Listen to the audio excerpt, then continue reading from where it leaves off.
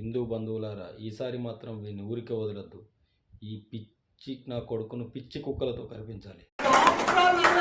మాలవేసే అయ్యప్ప స్వాములేమో నన్ను 48 రోజులు జైల్లో ఉంచిన మత పెద్దలారా, లేదా అయ్యప్ప మాల ధారణ చేసిన నిజమైన భక్తులారా, మీకు దమ్ముంటే మాల వేసిన రోజుల్లో మీరు ఏ మంచిని పాటించారో, మందు తాగకుండా, వ్యభిచారం చేయకుండా, ఇతరుల సొమ్ము తీసుకోకుండా, తప్పులు చేయకుండా, జీవహింస చేయకుండా 41 రోజులున్న మీరు నాలాగా 365 రోజులు ఉన్నానని సవాలు విసురుతున్నాను.